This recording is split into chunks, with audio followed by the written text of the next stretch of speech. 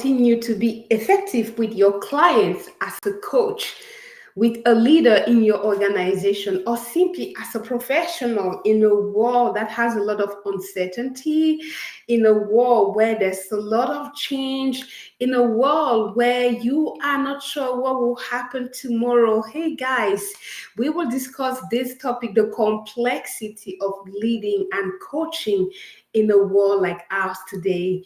I'm Judith Glory, and it was a pleasure joining you back for this week 2 of the Coaching Summit. I feel so honored and glad. And before jumping into the topics of today, I feel like asking you, how was the weekend? How did you enjoy the recordings from last week? I hope you took the time. By Friday, in the last recap of day 4, we talked about the fact that the recordings are available. So I hope you went and you benefit. I did. And it was good to revisit some of the past that I felt really great, with a lot of learnings. And in full honesty, there are even some that I found ways to capture screens, to do things, because I thought they were very good strategies. The summit continues this week. I don't know why there's that hello. I hope you are hearing me well. The summit continues this week, and today we had not 4 sessions like last week, but five guys. We want to give the maximum. Coaching Summit, coaching.com wants to give as much as possible before the end. And today it was all about managing complexity. How do you create, run, and ensure the leadership program you're having in your organization is effective? We started talking about the fact that having one leadership program for all sorts of leaders, all class may not work. We started talking about the importance of customizing last week. Today, there was one session that went deeper with a panel. So it was more a discussion of a group of people of the Thinker 50 to discuss how to manage complexity. That was the one session in the morning. And then we had another good session, member only session, on how to manage the dark side of leadership. What is the dark side of leadership? When you hear the title, you may say, oh, what is this? So we will talk some more about what is the dark side of leadership and how you tackle that with the leaders you're working with. And if you are a leader, how you can manage to continue to be successful in your organization for your team, despite the dark side of leadership. There was another very good session on how to make the clients you're working with be great in the bed, sleep well. It was a good session on sleep coaching. As a coach, how do you pick up that maybe what is going on, or your client you're working with is struggling with leadership? And then there was another very good one, very, very good session. Maybe I say very, very good because it's of interest to me, the power dynamics in coaching. Yes, we will come in some more detail to break down what were the key learning, and as usual, share one concrete action that you can take right after this call that will allow you to benefit from the learning of the Coaching Summit. That's the goal at the end of the day, to learn things that you can apply in your life as a coach, to be more effective with your clients, to have more results for your coaching business, and to make a bigger impact wherever you are. So let's dive right into this. Stop talking too much. I'll try to share my screen, crossing hands that no technical problem. Yeah, it's working. So today we had 5 sessions. These are the 5 sessions: coaching culture, the panel I talked about, and then the dark side of leadership. Oh, I didn't introduce the AI. There was some more AI today. There was some more AI secrets to help scale, do more as a coach, to help grow your business. So let's go into details. Seems like I just want to talk. I don't want to share the slides. We could do that as well. What do you think? Let me know in the comment if you prefer when I'm having this freestyle, um, giving the recap, or you prefer the insights from the slides. Please let me know. I tend to be panzer at times when, especially when it's a topic that I feel is crispy, a topic that I really like. But let me know, because I want to create a content that resonates with you, that brings you value, that helps you be more effective, get and be more as a coach, as a leader. If you prefer when I speak like this, let me know. If you prefer the slides, let me know. So the first session in the morning was the panel from the Thinker 50.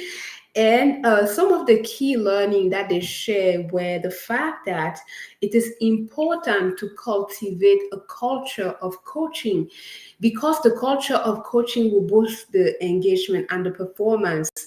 And so some key things were: integrate the coaching, nurture, identify, and cultivate talent. How? Using feedback and leverage technology to scale the coaching. One may hear, but what is the culture of coaching? Well, as we saw last week, a lot of leadership programs with learning, with trainings, culture is coaching is that secret ingredient that allows things to be customized for one person that is being coached. So if they've done a great training, a great workshop, learn a new approach to whatever, that's the general approach. But in the coaching, the leader being coached will have the opportunity to reflect on how that new learning, that new framework, that new strategy works with him, how it resonates with the leader, and what is one thing. So we say coaching culture because coaching can happen in the one-on-one as we do with the clients. But a leader who also coaches his direct report helps to build that coaching culture where you don't give the solution, but you ask questions. You bring people in with the inquiry that will cause them, your direct report, people in your organization, to think and reflect on who they want to be, on what they want to achieve. And having this coaching culture, organizations that have that coaching culture, it shows is different. I'm not going to extend too much. If you were there, go and watch out the recordings when they'll come on Friday. If you did not, you can still catch up the rest of sessions that are lined up till the last day on 10 days. So use the link below and just go and register. It's good stuff there. So let's go back to the strategy. What concrete actions can you take to help navigate the complexity of the organizations today? Hey, we said it was told, it was shared that coaching, it was shared that feedback, continuous feedback, it was shared that leveraging technology could help. Now I feel like looking you right in the eye and ask you, in your organization, depending on the role that you are playing, how much coaching is embedded, integrated in your leadership program? And if it's not the case, what is possible? What parts of the organizations are ready to take coaching in? Or what do you see possible? Sometimes it's like I hear this in coaching sessions. Well, yeah, Judith, for us to adopt that, the C, whomever, or the senior VP needs to say yes. Well, to develop the coaching culture while waiting for the discussions or the approvals to come, what stops you from having a coaching approach with your direct reports? To cultivate the coaching culture, working with your team as a group. I'll let you reflect on that. What is actually stopping you to have that posture of a coach, not the person who gives, oh, what do you think? Asking, because the questions will get your people to think. The coaching will get your people to reflect. And that's how you build a coaching culture. So that was the first presentation. I took a lot of time about that. What can you do? And another thing I wanted to offer before going to the next one, we also we saw the importance of using feedback. So, what mechanism do you have in place now to capture and give feedback? These are some things that a lot of leaders I work with will say, oh, we don't have that. We don't have a 360. Yeah. But what can you put in place with the people you're working with your team? You have 800 direct report. What system can you put in place? I'll let you reflect on that. I'll let you reflect on that. Coaching, feedback, and then adaptation. We've talked about resilience, how to manage tough change. Go and check the presentations of last week, and you can apply the strategies of last week. Those three ingredients are the things that the people from this panel shared as some ingredients that can help you manage the complexity of the world we are living in. And then the next session was a member only session. It was another good one. I admit that the first time when I read it, I was like, oh my God, what is this thing with the dark side of leadership? Is it using leadership to do bad things?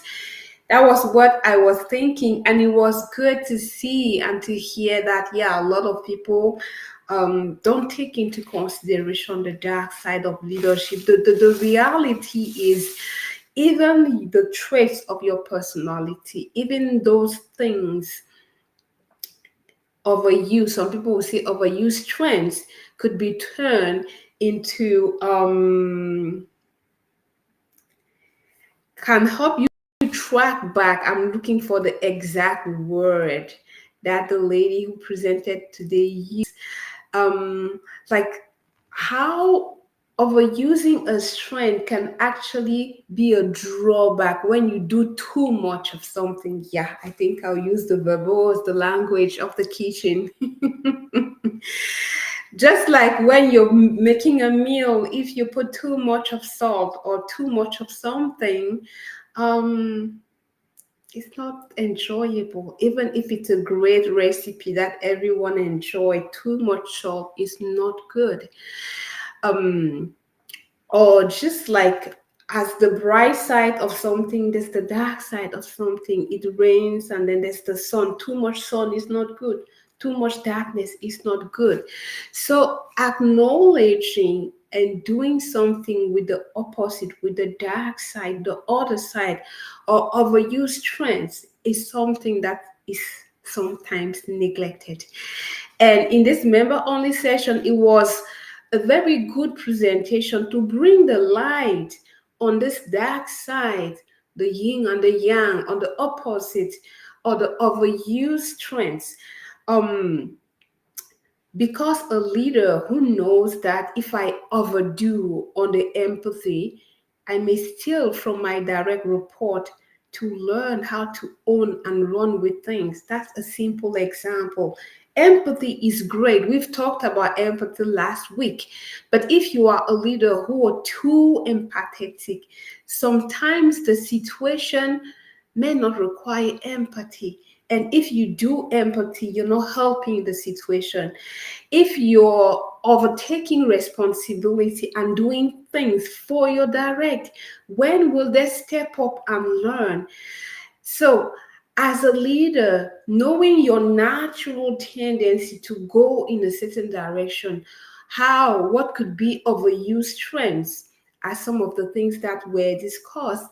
And the presenter shared also assessments that can allow you as a leader right out of the bat to know, okay, my personality, the pluses are this, but the drawback of my personality are this, and make a plan to tackle the drawback. So All in all, the point was get to know who you are as a leader and as a coach.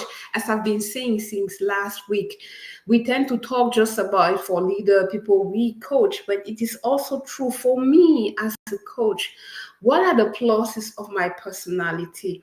What are the drawbacks of my personality? The example I gave a couple minutes ago is like mine. The tendency to want to do, I want to help, I'm a helper, yeah. But if I take over and want to help everyone, at one point, do they learn to help themselves? What am I stealing by trying to help people even when they've not asked? And this is something I know about me. But no, being aware that, okay, over helping, overuse trend is not good. Then, right out of the bat, when I start to work with a leader or when there's a situation where, Judith, you're pushing too much, you're over helping here, you're not helping this person help themselves. It dawned on me one day to realize, okay, I'm stealing from these people the opportunity to help themselves, to grow, to step up. So you can hear it was another good session. It was all about self-awareness, get to know you, the good and the drawbacks, so that you can make a plan to manage the drawbacks. So some key takeaway that I want to share here was that were shared in the session. Recognize that strengths can become shadow behavior and one example I gave is overusing the strengths, and knowing, acknowledging, calm down. So the time is passing, but it's fine, you give whatever you can to calm down. Understanding the impact of shadow behavior on the team and the results of the organization, and how you could use personality assessments to and coaching to manage the dark side. So I feel like asking you now, I'm talking directly to coaches. If you're watching this and you are a coach, what do you do to help a leader acknowledge some negative patterns, the dark side? And what are some tools that you have to disrupt, to help the leader change, acknowledge, and do something with those patterns? I think I'll give it back to you. If you are a coach, you're watching this, what are you doing to help leaders, clients, people you're working with to become aware of their dark side? And when you know that too, is there anything else? What strategy to help create, to help facilitate the disruption? Reflect on that. So the next session was a session on, I think, is sleep. Yeah, there was a very good session on sleep. Okay. Before going to sleep, we have the AI, how you could use AI, maybe because we talked about AI since last week, but this was another crispy one. And the key point, this person who is doing so well with AI was, like everyone has been saying since now, AI is not our enemy. AI is something that can really help scale your business. We had some preview last week on how people are using AI to get feedback on their recording, to reflect on how they're bringing impact, to get the matrix that they can share with their clients and their organization on the impact coaching is having. AI is here to support you and I and the leaders. AI is not here to replace coaching. So the speaker in this session was all about reflect on your coaching practice. Where are the places where you could automate the task with AI? We know, we've seen some of the scripts, some of the prompts that you can ask, and the wonderful results that AI can create. It was all about seeing AI as a support, as a tool. I mean, some people use AI as their virtual assistant. Some people will use AI to create slides, to create recap, to do things. What's stopping you from doing that? The idea is to use AI ethically, which is a big thing that was discussed in the AI in the session. How can you use AI in an ethical way, um, while protecting the client's privacy? This is a very another hot topic on coaching boards. On top of all, will AI replace us? Now, as an ICF coach, if you're watching this and you're an ICF coach, you know that we are bound by core competency. One is ethics, protect the confidentiality of the client. Um, for example, last week we talked about there was a demo of a coaching session, and then the transcript was taken, and then the transcript was thrown into AI, and a lot of prompts were given that allowed the coach who was doing the demo to get the details, to get the matrix showing the impact, how he showed up in that session, the impact he created for the client, and a lot more. But we are talking a conversation that was done in the confidentiality agreement, in the respect of ethics as defined by ICF. So the fact that if we want to bring AI in coaching conversation, it takes the approval of the client to do that. You're bound by ethics. Like even when we're doing learn from your recording to prepare for your MCC credential, having the yes of your client to be recorded is something that is important. So if beyond the recording it has to be put into, say, ChatGPT, will the information, the data, the confidentiality of the client be respected? This is another topic that was discussed today. So I hope you took part to clearly understand the ethical concerns that are raised there. And a lot of coaches, for those who are actually using the tool to grow as a coach, to get the insights on how they're coaching, well, that ChatGPT could be a great ally. The presenter then invited to scale, because AI can allow you to scale. You can do more presentation, create more workbooks. You can generate a lot of good stuff for your clients. So how about using AI to automate the things that could be automated? I don't know. Is it intake? Is it workbook? Is it the recap after the stage? Is it action item? All of this AI can do for you. So the speaker invited you, and with them, I want to just invite you to reflect on, in the way I'm running my coaching practice now, what can I automate? Because those tasks you can give them to AI so that you can focus on what only a human can do. You picking the emotion, the undertone, and that was the big idea, because definitely we saw how AI could analyze and provide metrics in less than 5 minutes. You will never do that as a human. And if you've been playing a bit with ChatGPT or other AI tool, you know how fast those tools can create workbooks, recap, action item, create from the action item, I don't know, a slide. And the invitation is, you know how you run your coaching practice. So what can you do? What are some of those tasks that you can automate and let AI do? And as you do that, do it without forgetting the ethics, which is something definitely that you should discuss with your coaching clients, especially if the automations includes something that comes from the client.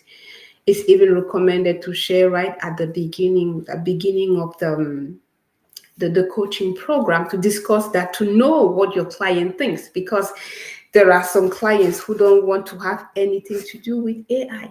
How do you handle that? Another question for you to reflect on.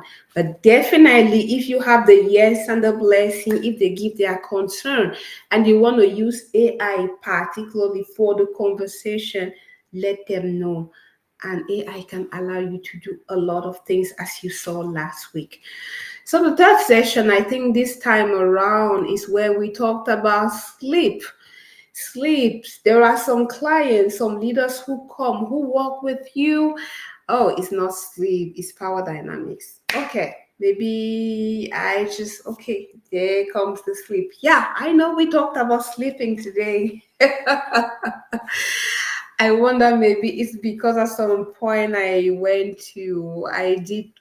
needed the use of the sleep, some sleep coaching, and it helped that when I heard the session today, I was so glad. Oh, okay, this is shared.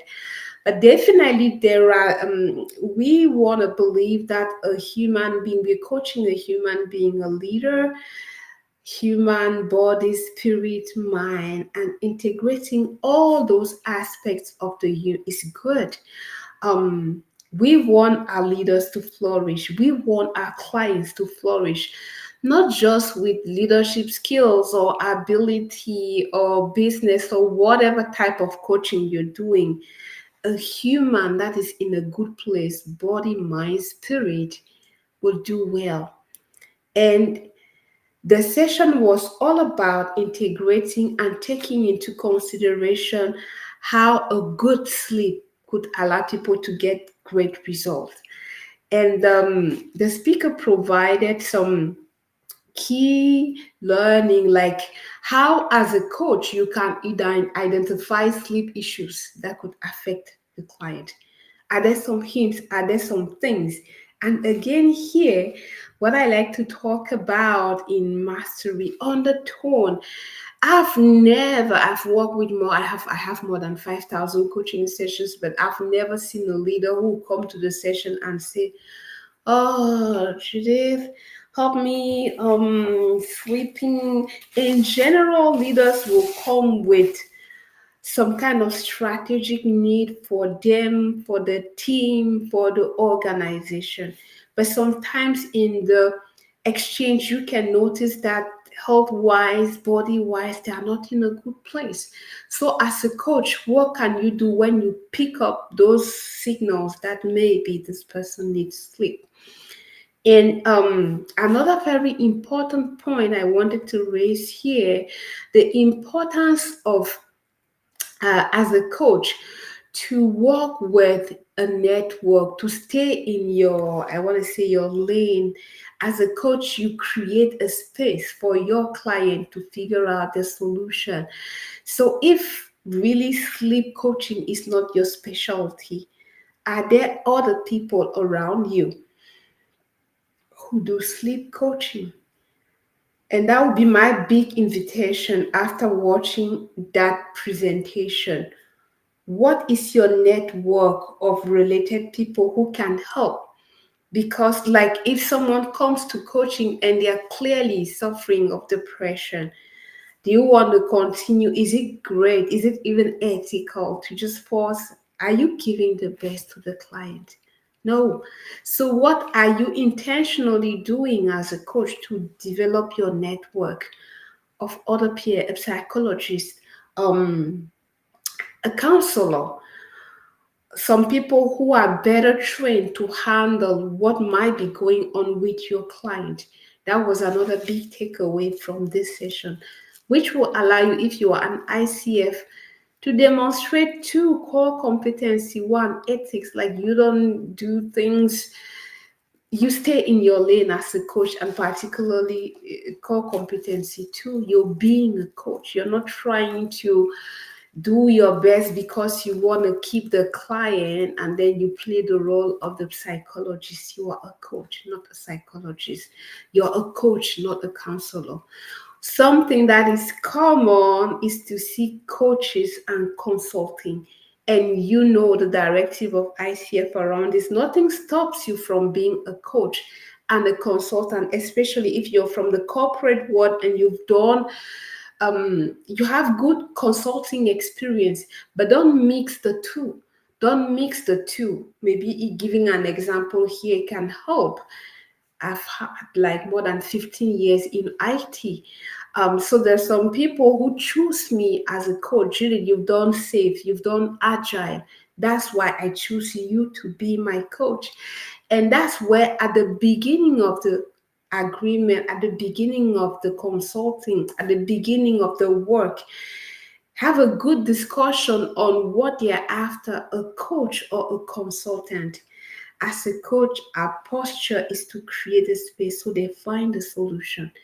The person who comes to me because I'm safe certified or Cisco certified, that's consulting, because they'll present a solution and they hope that I will consult and provide a diagnostic and then a recommendation.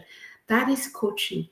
You can do both, but separate agreement. Coach and then coaching. There's a way I do that. If you watch my videos, you know what I recommend. Nothing stops you, but don't mix the two.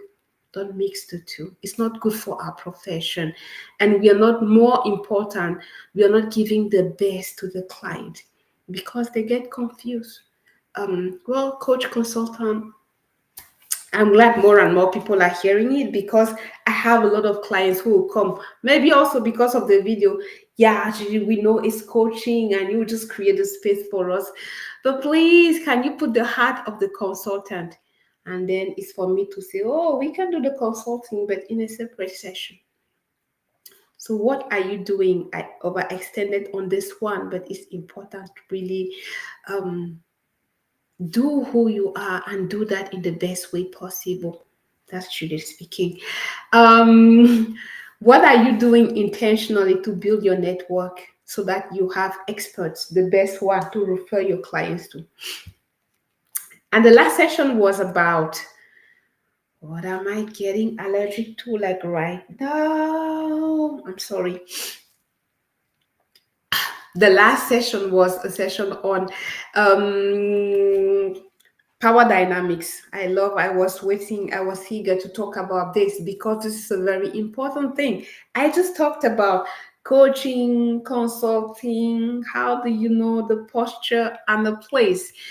And what we are going into clearly illustrate that when people come to Judith because she has done I don't know, agile, she's Cisco certified, it's like she has the authority, so she can give a recommendation for the organization, for the challenge I'm facing. It's like I have the expertise, so I have more power, and they are looking. And maybe if you're honest as a coach, you've been in this coaching conversation where someone came for, and I'm looking for, I would like your advice to prepare. I would like your advice to get ready before this difficult discussion with my C-suite, blah, blah, blah. So the client looks up to you as the person who has the expertise. In what we'll call pure coaching, as defined by ICF, the client doesn't look up to you. You are at the same level. This is a good topic, a very good topic that was discussed today. And the speaker shared great things, great learning, including the fact that it's good to be aware of the power dynamics, and when the client sort of gives you when they give you the power as a coach. Key things like how the culture, the environment, the context may influence how the client shows up, and how you could use the power of empathy and communication to rebalance. These sound very academic, but I'll bring it to life. For example, I told you some people will come because of Agile or Cisco or whatever. As a coach, what do you do when you realize that the person is actually asking for your advice? Yeah, Judith, I see on your LinkedIn profile that you've done this, you've done that. If I want to stay in my posture of coach, I find a way, strategies, and tool to bring back the brilliance, the mic, as I like to say, to the client. Hey, well, I'm not sure the context is the same.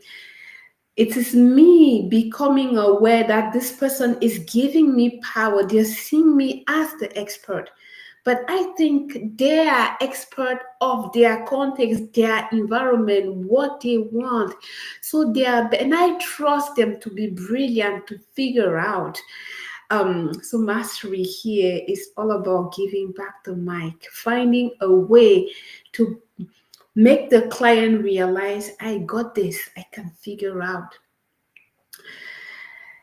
So the work here is for the coach to become aware when they shift, when the client is looking up to you as the expert. One, awareness. Two, when you become aware, what do you do with that?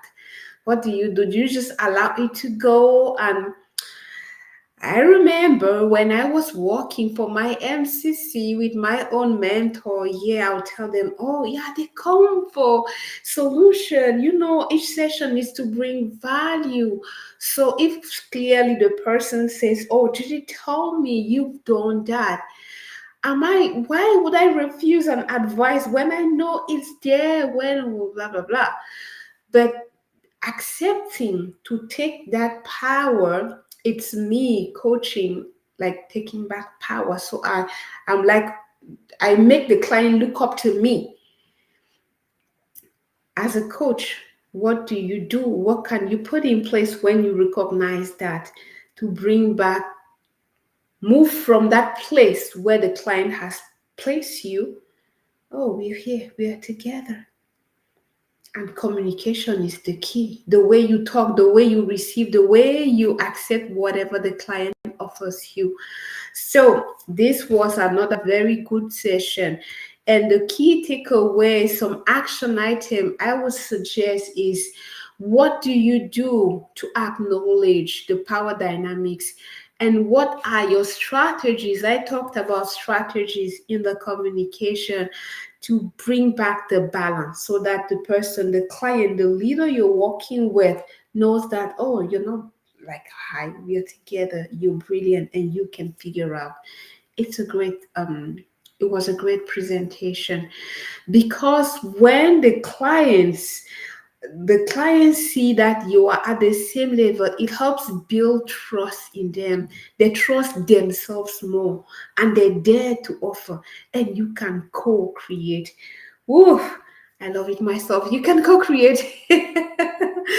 It's not just someone doing something or pushing some things. No, when the client, you show trust, you got this. You remind them how they've done things before, even if they're, yeah, but Judith, you have experience. They're putting you up in the way you answer. You remind them the things they've done before, or you make them see that they are more expert than you in the context, the environment, the reality, what they want. So they are better placed to craft the right solution. You're bringing them back, and it helps build a trust in them. I got this.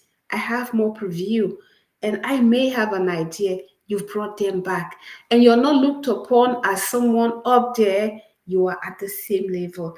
You're going together, and you are co-creating solution.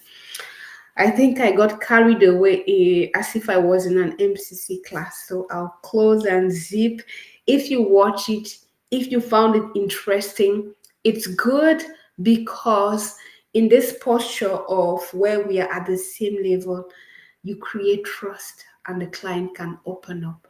You create trust, and the client can dare. And that's why the presenter, like some key things they mention, you become aware. And then they provided some practical strategies that you can use to balance the partnership.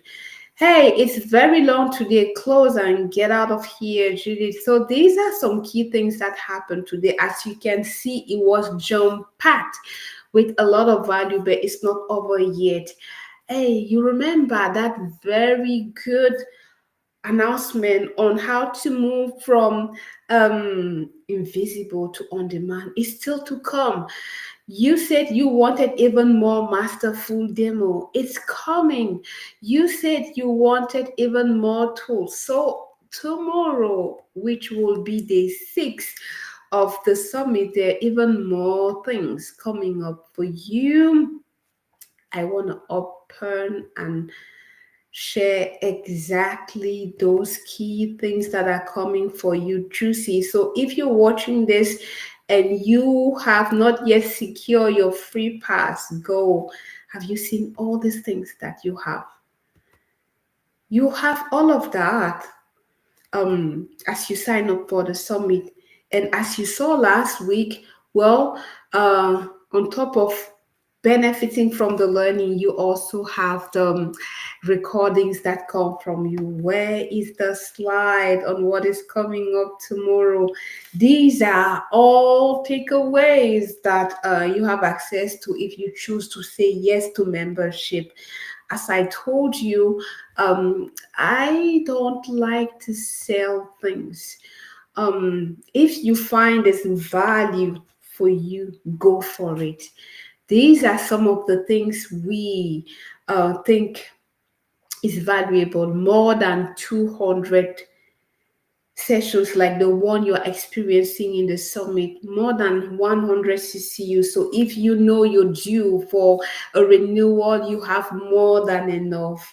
And then the opportunity to connect each month with people, coaches that are you facing the same challenges, to discuss and grow and find a way to be strong, to be more masterful, to create more impact before than you could do alone. And then a vault of template. I mean, there's just a lot in there. And did you know that you can sign up for this thing and cancel if you do it, say, a month, and then you notice it's not what you were expecting? You can still cancel. So feel free to go and have a look. If you're not convinced yet, fine. Just get the free pass, enjoy what you can, benefit from the recording, and do something, because at the end of the day, we want you to have more impact as a coach, as a leader, wherever you are. So coming up tomorrow is all about impact. The sessions of tomorrow, yeah. Get ready for impact, as I called it. Impact by turning resistance into alignment. You create impact by turning those whole resistance, those team members, those peers, those people on your leadership team. What are some strategies to turn them from resistant to collaborator? It's a great session that will benefit you as a leader, but also you as a coach, knowing the strategies that you help your clients with. And then even some more about connection and trust. So as you can see, impact, and again, another wonderful time on Masterful Coaching with Lisa DeHart. And I think that's one of the sessions I've been eager to attend, how to create joy and trust using the wonderful way our brain works. I'm always fascinated when it's time for neuroscience to see that those things that we think, we believe, actually there are neurochemicals, something is actually happening in the brain to create that. So if you want to have more joy in your life as a coach, give more joy with people you work with. There's a wonderful Prozac is coming tomorrow to talk about how to create even more joy, even more trust, how to do that using neuroscience. I can't wait to be there, and I can't wait to be able to hear how you enjoy the sessions of today, what you're looking forward for tomorrow. You can type that in the comment and let us know how you like this format. It was a pleasure, and looking forward to do another recap with you tomorrow. Until then, take care. Bye.